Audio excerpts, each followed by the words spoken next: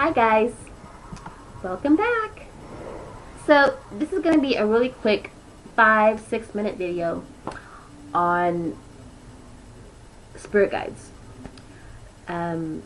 What a spirit guide is, and then I'm going to give you a quick definition of or description of the different types of spirit guides that are around. I know many people believe they have spirit guides. Some refer to theirs as angels or guardians. I just call mine my guides. Regardless if you believe you have one or not, a spirit guide is there to simply guide you, not as an entity that you have to give yourself over to. Chances are, if you have a spirit guide and it has a negative influence on your behavior, then those are called benevolent guides. And they're not good. Those are the bad guys. The next group of guides are called ascended masters. And these are guides often found by people who do a lot of energy work. Ascended masters who appear as spirit guides is often a being who led a physical life and has moved on to a higher spiritual plane. So, for example, Buddha would be one, Krishna would be another one, and Jesus. Ascended masters usually work with a collective group of souls. So in other words, if you've gotten an ascended masters hanging around you, chances are you you won't be the only one that he or she is helping, because their primary focus is that of helping all of humanity. It's also not uncommon for ascended masters to have access to Akashic records, or also known as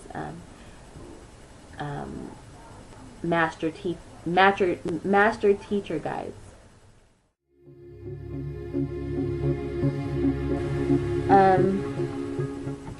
Ancestral guides, you can already tell by the name, is one who can claim some kind of kinship with you, such as a dear aunt or uncle who died when you were 10, or it may also appear in the form of a long dead ancestor.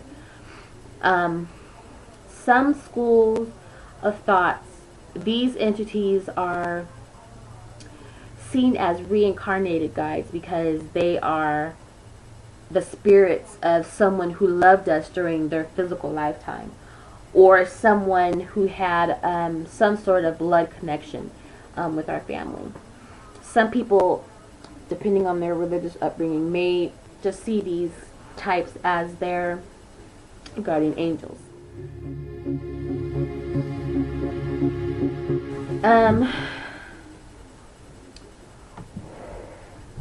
The common spirit guide or the teacher guide, a typical spirit guide is archetypical, symbolic or representative of something else. So, for example, you may find your guide appears in the form of a warrior, or a storyteller, or a wise woman, and they've appeared to you for a certain purpose. Typically, that purpose is to teach you and guide you along a particular path. They can also introduce you to other archetypes along your journey, and help you out with problem solving based on your needs. They are known to provide insight by way of dreams and meditation. And these types of guides, they may only hang out or hang around you as long as you need them. and then once you don't need them anymore, they just kind of move on and help other people. So the last kind is, of course, the animal guides. And although many people claim to have animals as spirit guides, often these entities are more of a companionship than anything else. It's not uncommon for a deceased pet to linger around, keeping you company through your grieving process. And in some spiritual traditions, like, you know, various Native American or shamanic paths, a person may have a totem animal which provides teaching and or protection from them. And the use of a totem animal, it's it's not part of any traditional Wicca practice. However, as Wicca and other modern pagan practices evolve and start to blend together a little bit, many people who follow a non-mainstream spiritual paths find themselves working with a mix of many different belief systems. And I think because of this, someone following a Native American or Indo-European shamanic path might find themselves working with totem animals, while totem animals or power animals have completely nothing, absolutely nothing to do with the Wiccan religion. Some people do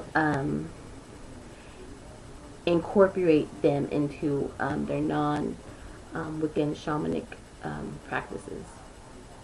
And if you're looking to research totem animals, I think I should kind of point out that the use of totem animals and other Native American practices, it can be seen as cultural appropriation, if I'm saying that word right, when it's done by non-Native American individuals.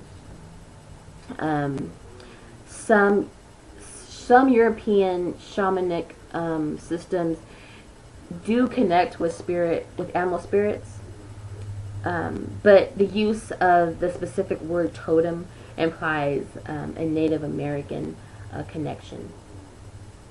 It has a very specific meaning, and chances are that if you have made a spiritual connection with an animal entity, it does not qualify as a true totem. So be cautious about what you call your beliefs, because you may find yourself taking ownership of a heritage that's not actually yours to claim.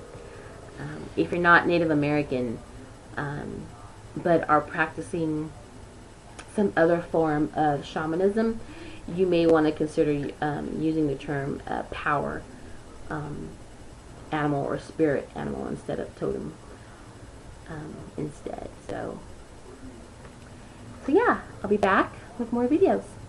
So hope everyone has a good night and blessed dreams.